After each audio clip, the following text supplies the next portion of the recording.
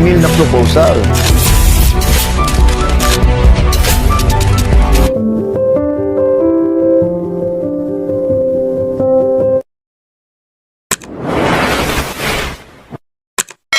Show, which is one of these public service shows that he does weekly.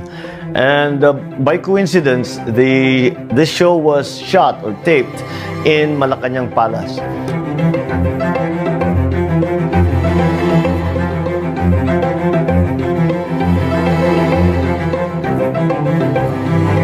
So he was doing another interview. So in the meantime, I was able to walk around and look what the old palace looks like now.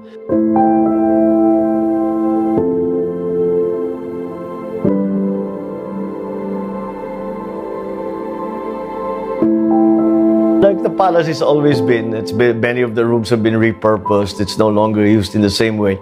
But then it's always been that way. The rooms always changed their functions as time went on, and according to need and according to availability. But it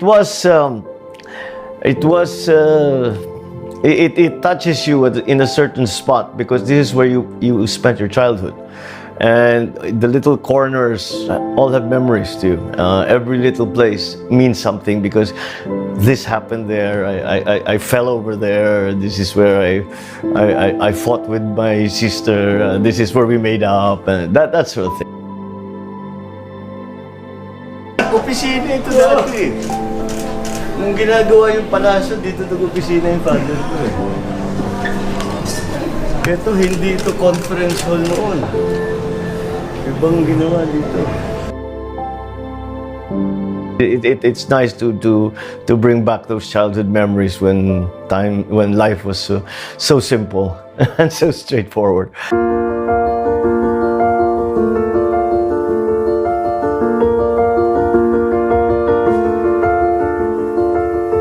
Amy and I would have this really drag out, screaming matches, and then eventually actual fights. We would run after each other with intent to harm.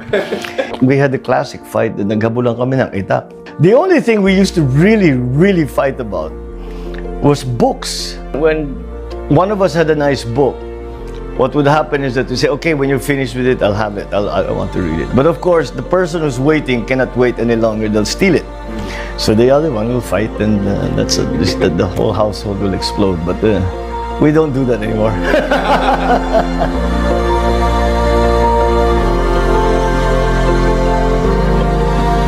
I remember once my mother was singing, and we had guests, and they were saying, "My gosh, Madam First Lady, you are such a romantic, not like your husband." And my father was sort of taken aback and said, no, quite the contrary. If there is no romance, there is no courage. And that's the way he thought. The soft side was what motivated him to do all of these hard things. And of course, when it's work, it's the hard things, the tough things that he had to do. And that's what people see. But that derives, or the root of the passion, of the determination to do something good, comes from love.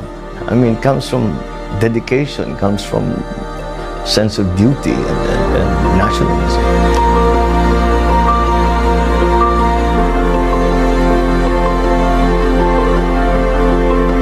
What we hear right now, especially with the dominant voices right now, we're in opposition to him, is more of a caricature of somebody that they would like for people to believe. I knew the man. He was the president, but he was also my father. And he really was my friend.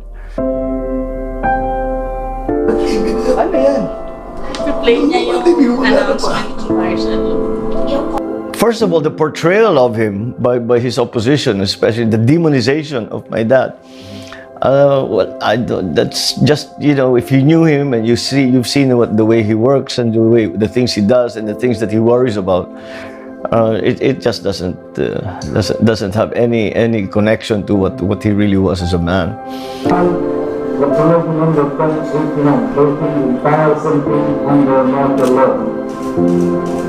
That's why it's easy for us to just look at these detractors and say, yeah, I guess that's what you want us to believe, but that's simply not the case. This idea or this feeling or this, shall we say, opinion I have of my father, of the man, has just been strengthened as time goes on. You'd think when you grow up, you say, well, I was a kid, siguro kala hindi ko naintindihan what was really going on. But the more I see, the more I learn, the wiser, hopefully, I'm getting. I can see that that's really the way he was. That's really the person he was, and that he meant it. This wasn't propaganda for him. The things that he said were not, he meant it. That was really what he was trying to do.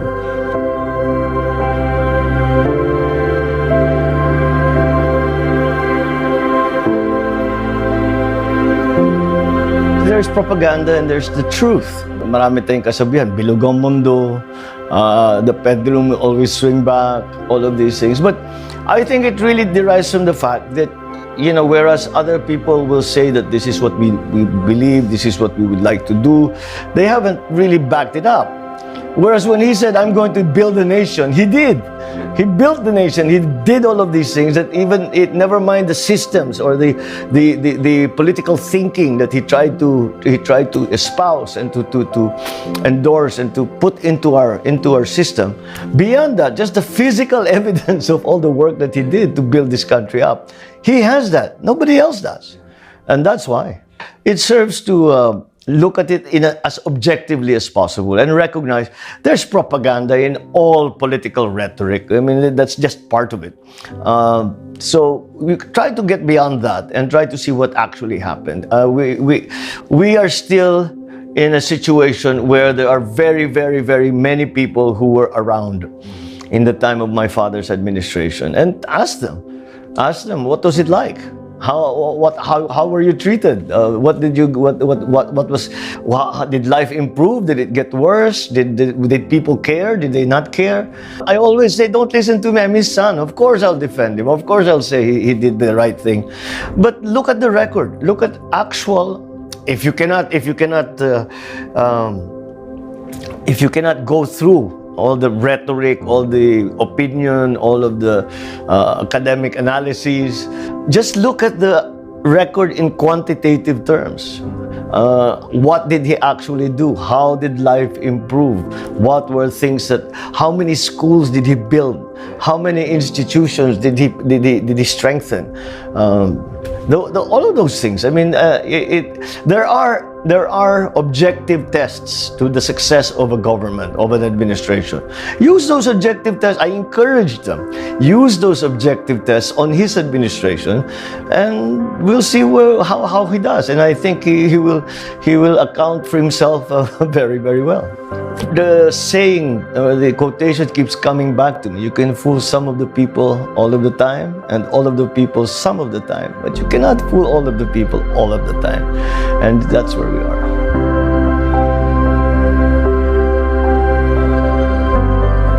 We know that eventually, once the dominant partisan politics has been slowly shown for what it is by President Duterte, so they no longer have the monopoly on the narrative, and we are now, everyone else is allowed to say what they truly believe, what they experience, and what they think. Since my father's time, is the first person to say, like the child in the story, the emperor has no clothes.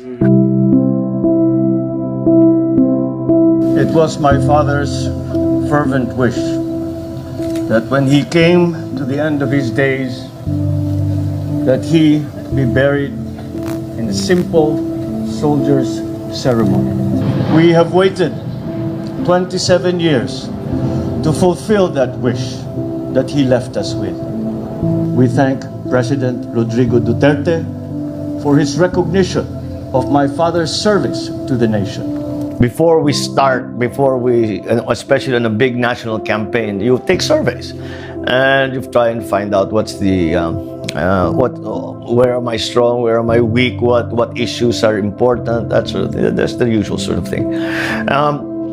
And they're saying that, you know, if don't take such a hard line about your dad, and you know, just stay away from your dad, and just, you know, because that immediately brings you into other territory where there's a built-in opposition. And the number was that you would easily get 30%. Then I said, I simply can't do that. I said, why? Because if I sort of denied him, it's denying me, because I'm a product of him. I just don't see how it could be done. I mean, to pretend, no, I'm not part of any of it. Of course I'm part of that. I'm his son. I'm the same name. I'm running on the same policies, on the same issues. My public life is been directed and motivated by him. So it's just not doable. I mean, what am I going to do? I'm going to run around pretending I'm somebody that I'm not?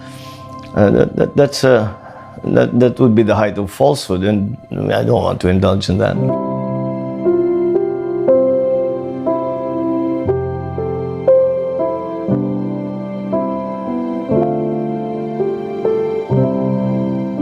Kasi, bale, both parents are very active in politics. Do you think that is what has led you to go into this kind of life? Oh, hindi mo maiiwasan. There is no way. The only way you can explain my having entered politics is definitely because of how my father really that he even said it in his when he was still alive, that he would say, I have committed not only myself to the work that I have done. I have not committed only my person, but my wife and my family too. And the time will come when you will find that you have no choice. Not to enter politics, but perhaps in the positions, in the kind of causes that we would champion. So, matagal na talagang alam na namin na kahit papano, yung ginawa ng aming ama will affect us for the rest of our lives, in whatever fashion. So, and it's turning out to be true, because how can something that dominant be suddenly just go away? So kahit na ngayon, ilang taon na ito, we're still feeling the effects of what my father did, and I have no doubt to the day I die, I will be feeling those effects.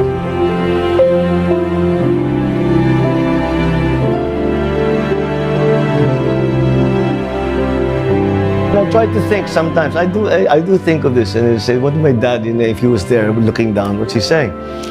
I think he'd be laughing, honestly, because. And sometimes, when I'm going through, when things are tough, and it's like, oh God, how do I do this? What am I going to do? I can almost hear his what? Oh, mahirap ano? Mahirap ano? Sige, kaya mo yan, pero mahirap ano? And I can almost hear him saying that. So I think that would be his attitude. He has confidence that you can do it, but he's sort of entertained that, he didn't think it was going to be this hard, did you?